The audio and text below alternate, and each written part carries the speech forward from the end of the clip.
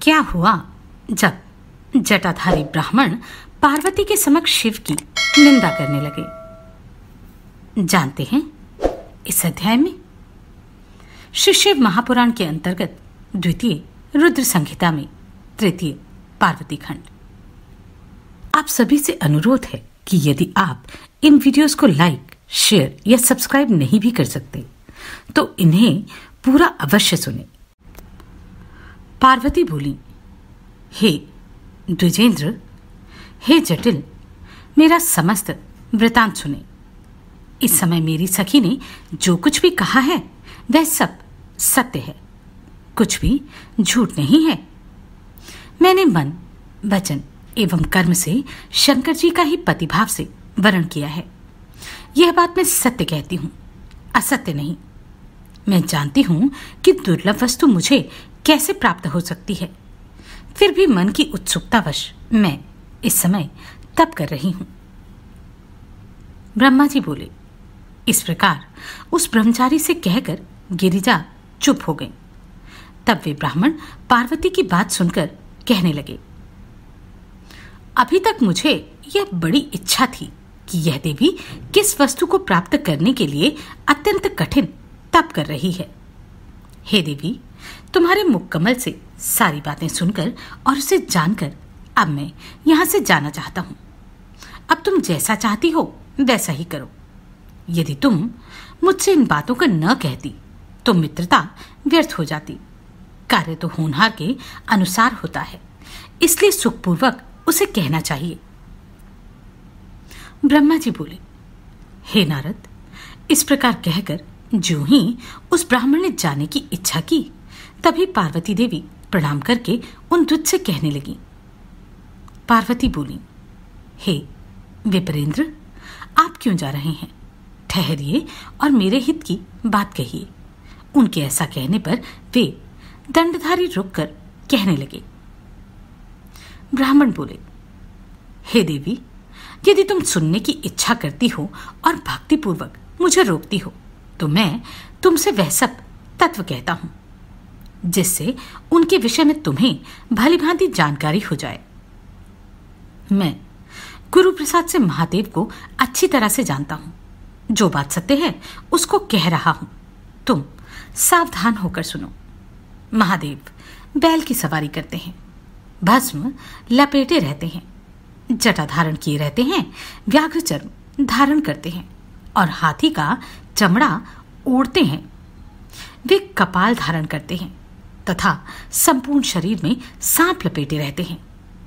वे विष पीने वाले, अभक्ष्य का भक्षण करने वाले, विरूपाक्ष और महाभयंकर हैं। उनके जन्म का किसी को पता नहीं है और वे गृहस्थोचित भोग से सर्वथा रहित हैं।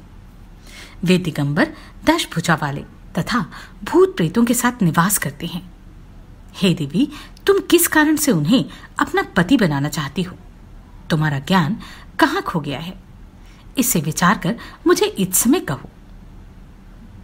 मैंने पूर्व समय में भी उनका भयंकर चरित्र सुना है। यदि तुम्हें उसे सुनने की इच्छा हो तो मैं कह रहा हूं, उसे सुनो। पहले दक्षकन्या साध्वी सती ने वृषभ वाहन शिव का वरण किया था। उसके साथ उन्होंने जैसा व्यवहार किया वह बात भी तुमने सुनी होगी। दक्ष ने स्वयं अपनी कन्या को इसलिए नहीं बुलाया कि वह कपाली की पत्नी है और यज्ञ में शिव जी को भाग भी नहीं दिया। इस अपमान से अत्यंत क्रुद्ध हुई सती ने अपने प्रिय प्राण त्याग दिए और उसने शंकर जी को भी छोड़ दिया। तुम सभी स्त्रियों में रत्न हो और तुम्हारे पिता भी पर्वतों के राजा हैं। फिर उग्र तपस्या के द्वारा तुम इस प्रकार के पति को क्यों प्राप्त करना चाहती हो? तुम सुवर्ण की मुद्रा देकर कांच क्यों ग्रहण करना चाहती हो और सुंदर चंदन को छोड़कर कीचड़ लगाने की इच्छा क्यों कर रही हो? सूर्य का तेज छोड़कर तुम जुगनू का प्रकाश क्यों चाहती हो और रेशमी वस्त्र को त्याग कर चमड़ा क्यों पहनना चाहती हो? घरों में रहना छोड़कर वन में रहना चाहती हो और हे देवेशी, उत्तम धन को छोड़कर लोहे की इच्छा करती हो। जो तुम इंद्र आदि लोकपालों को छोड़कर शिव में अनुरक्त हुई हो, यह तो उचित नहीं है। और यह लोक के सर्वथा विरुद्ध दिखाई पड़ता है। कहाँ तुम कमल के समान विशाल नेत्र वाली हो और कहाँ वे भयंकर 3 नेत्र वाले हैं। तुम चंद्रमा के समान मुख वाली हो तथा वे शिव 5 मुख वाले कहे गए हैं। तुम्हारे सिर पर सर्पिणी के समान वेणी सुशोभित है और शिव का जटाजूट तो प्रसिद्ध ही है। तुम्हारे शरीर में चंदन का लेप और शिव के शरीर में चिता का भस्म लगा रहता है। कहाँ तुम्हारा दूकुल और कहाँ शंकर का गज्जर्म। कहाँ तुम्हारे दिव्य आभूषण और कहाँ शंकर के सर्प। कहाँ सभी देवता तुम्हारे सेवक तथा कहाँ भूतों तथा बलि को प्रिय समझने वाला वह शिव। कहाँ तुम्हें सुख देने वाला मृदंग वाद्य और कहाँ डमरू। कहाँ तुम्हारी भेरी की ध्वनि और कहाँ उनका अशुभदायक श्रृंगी का शब्द। कहाँ तुम्हारा ढक्का नामक बाजे का शब्द और कहाँ अशुभ गले का शब्द। तुम्हारा रूप उत्तम है और शिव का रूप है ही नहीं। यदि उनके पास द्रव्य होता तो वे दिगंबर जैसे होते। उनका वाहन भी बैल है तथा उनके पास और कोई सामग्री भी नहीं है। स्त्रियों को सुख देने वाले जो गुण वरों में बताए जाते हैं उनमें से एक भी गुण विरूपाक्ष शिव में कहीं नहीं है। उन्होंने तुम्हारे अत्यंत प्रिय कामदेव को भी भस्म कर दिया। उस समय तुमने अपना अनादर भी देख लिया कि वे तुम्हें छोड़कर अन्यत्र चले गए। उनकी जाति का पता नहीं है, उसी प्रकार उनके ज्ञान और विद्या का भी पता नहीं है। पिशाच ही उनके सहायक है और उनके गले में विष दिखाई पड़ता है। वे विशेष रूप से विरक्त हैं, इसलिए अकेले रहते हैं। अतः तुम शंकर के साथ अपना मन मत जोड़ो। कहाँ तुम्हारा हार और कहाँ उनकी मुंडमाला। कहाँ तुम्हारा दिव्य अंगराग और कहाँ उनके शरीर में चिता भस्म। हे देवी, तुम्हारा और शंकर का रूप आदि सब एक दूसरे के विपरीत हैं। मुझे तो ये अच्छा नहीं लगता। अब तुम जैसा चाहती हो वैसा करो। जो कुछ भी असत वस्तु है वह सब तुम स्वयं चाह रही हो। तुम उससे अपना मन हटा लो, अन्यथा जो चाहती हो उसे करो। ब्राह्मण बोले। उस ब्राह्मण के इस प्रकार के वचन सुनकर पार्वती कुपित मन से उन शिवनिंदक ब्राह्मण से कहने लगी। पार्वती बोली, मैं तो यह समझती थी कि यह कोई अन्य ही आया है, किंतु अब मैंने सब कुछ जान लिया। क्रोध तो बहुत आ रहा है, किंतु ब्रह्मचारी होने से तुम विशेष रूप से अवध्य हो। हे देव, आपने जो कहा है उसे मैंने जान लिया। वह सब मिथ्या है, इसके अतिरिक्त कुछ नहीं। यदि आप शिवजी को जानते होते तो ऐसी विरुद्ध बातें नहीं करते।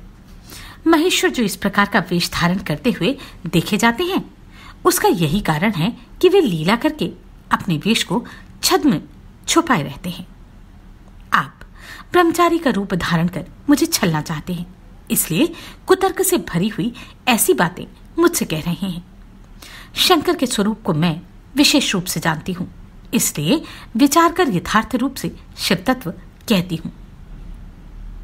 वस्तुतः वे निर्गुण ब्रह्म हैं और कारणवश सगुण हो जाते हैं। जो निर्गुण होकर माया से सगुण रूप धारण करता है, उसका जन्म किस प्रकार से संभव है? वे सदाशिव सभी विद्याओं के अधिष्ठान हैं। उन पूर्ण परमात्मा को विद्या से क्या प्रयोजन? कल्प के आदि में उन्हीं सदाशिव ने सर्वप्रथम विष्णु को उच्छ्वास रूप से वेद प्रदान किए थे। उनके समान कौन परम प्रभु है? जो सबका आदि कारण है, उसकी अवस्था का प्रमाण कौन कर सकता है? यह प्रकृति तो उन्हीं से उत्पन्न हुई है, फिर उनकी शक्ति का दूसरा कारण क्या हो सकता है? जो लोग प्रेम पूर्वक शक्ति के पति उन सदाशिव का भजन करते हैं, उनको शिवजी सदा ही अक्षय रूप तीनों शक्तियां अर्थात क्रिया शक्ति, इच्छा शक्ति और ज्ञान शक्ति प्रदान करते हैं। जीव उन्हीं के भजन से निर्भय होकर मृत्यु को जीत लेता है, इसलिए त्रिलोकी में उनका मृत्युंजय नाम प्रसिद्ध है। उन्हीं के पक्ष में रहने से विष्णु ने विष्णुत्व प्राप्त किया, ब्रह्मा ने ब्रह्मत्व तथा देवताओं ने देवत्व प्राप्त किया है। देवताओं में प्रसिद्ध इंद्र जब भगवान शिव के दर्शनार्थ जाते हैं, तब भगवान शिव के जो द्वारपाल एवं भूत आदि हैं, सादर उनके दंडों में घिसा गया इंद्र का मुकुट सब प्रकार से उज्जवल हो उठता है। उनके विषय में बहुत बात करने से क्या, वे तो स्वयं प्रभु हैं। उन कल्याण स्वरूप शिव जी की सेवा करने से इस लोक में क्या नहीं सिद्ध हो जाता। उन देव के पास किस बात की कमी है जो वे सदाशिव मेरी इच्छा करे।